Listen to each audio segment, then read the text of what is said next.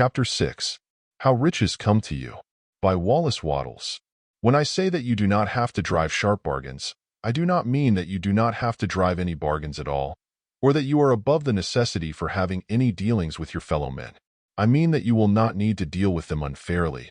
You do not have to get something for nothing, but can give to every man more than you take from him. You cannot give every man more in cash market value than you take from him, but you can give him more in use value than the cash value of the thing you take from him. The paper, ink, and other material in this book may not be worth the money you paid for it, but if the ideas suggested by it bring you thousands of dollars, you have not been wronged by those who sold it to you. They have given you a great use value for a small cash value. Let us suppose that I own a picture by one of the great artists, which, in any civilized community, is worth thousands of dollars. I take it to Baffin Bay, and by salesmanship, induce an Eskimo to give a bundle of furs worth $500 for it. I have really wronged him, for he has no use for the picture.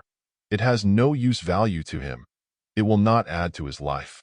But suppose I give him a gun worth $50 for his furs, then he has made a good bargain. He has use for the gun.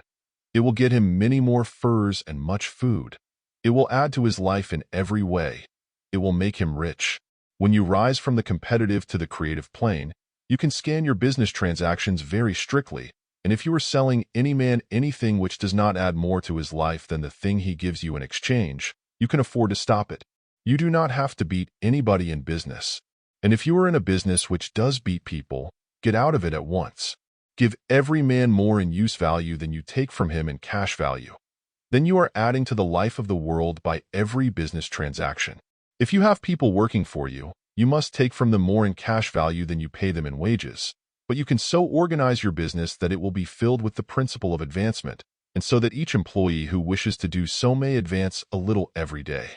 You can make your business do for your employees what this book is doing for you. You can so conduct your business that it will be a sort of ladder by which every employee who will take the trouble may climb to riches himself. And given the opportunity, if he will not do so, it is not your fault. And finally, because you are to cause the creation of your riches from formless substance which permeates all your environment, it does not follow that they are to take shape from the atmosphere and come into being before your eyes. If you want a sewing machine, for instance, I do not mean to tell you that you are to impress the thought of a sewing machine on thinking substance until the machine is formed without hands, in the room where you sit, or elsewhere. But if you want a sewing machine, hold the mental image of it with the most positive certainty that it is being made, or is on its way to you. After once forming the thought, have the most absolute and unquestioning faith that the sewing machine is coming. Never think of it or speak of it in any other way than as being sure to arrive. Claim it as already yours. It will be brought to you by the power of the supreme intelligence, acting upon the minds of men. If you live in Maine, it may be that a man will be brought from Texas or Japan to engage in some transaction which will result in your getting what you want. If so, the whole matter will be as much to that man's advantage as it is to yours. Do not forget for a moment that the thinking substance is through all, in all, communicating with all, and can influence all. The desire of thinking substance for fuller life and better living has caused the creation of all the sewing machines already made, and it can cause the creation of millions more, and will, whenever men set it in motion by desire and faith, and by acting in a certain way. You can certainly have a sewing machine in your house, and it is just as certain that you can have any other thing or things which you want, and which you will use for the advancement of your own life and the lives of others. You need not hesitate about asking largely. It is your Father's pleasure to give you the kingdom, said Jesus. Original substance wants to live all that is possible in you, and wants you to have all that you can or will use for the living of the most abundant life. If you fix upon your consciousness the fact that the desire you feel for the possession of riches is one with the desire of omnipotence for more complete expression, your faith becomes invincible. Once I saw a little boy sitting at a piano and vainly trying to bring harmony out of the keys, and I saw that he was grieved and provoked by his inability to play real music. I asked him the cause of his vexation, and he answered, "I can feel the music in me, but I can't make my hands go right." The music in him was the urge of original substance, containing all the possibilities of all life. All that there is of music was seeking expression through the child. God, the one substance, is trying to live and do and enjoy things through humanity. He is saying, I want hands to build wonderful structures, to play divine harmonies, to paint glorious pictures. I want feet to run my errands, eyes to see my beauties, tongues to tell mighty truths and to sing marvelous songs, and so on. All that there is of possibility is seeking expression through men. God wants those who can play music to have pianos and every other instrument, and to have the means to cultivate their talents to the fullest extent. He wants those who can appreciate beauty to be able to surround themselves with beautiful things. He wants those who can discern truth to have every opportunity to travel and observe.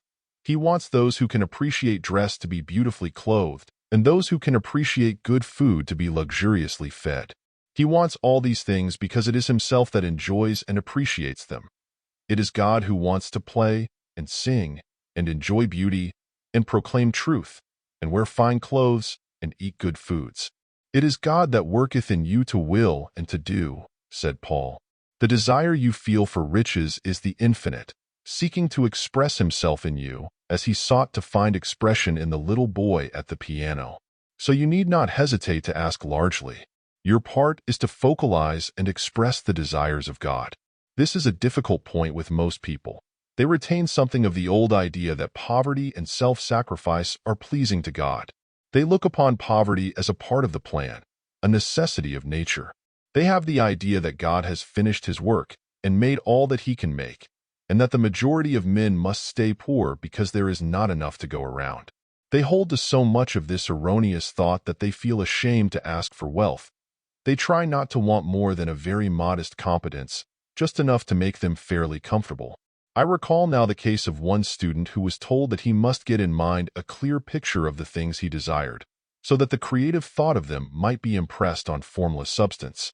He was a very poor man, living in a rented house, and having only what he earned from day to day, and he could not grasp the fact that all wealth was his. So, after thinking the matter over, he decided that he might reasonably ask for a new rug for the floor of his best room, and an anthracite coal stove to heat the house during the cold weather. Following the instructions given in this book, he obtained these things in a few months, and then it dawned upon him that he had not asked enough.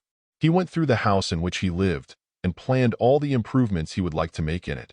He mentally added a bay window here and a room there until it was complete in his mind as his ideal home, and then he planned its furnishings.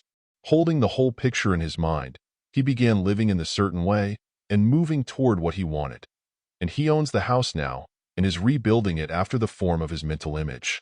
And now, with still larger faith, he is going on to get greater things.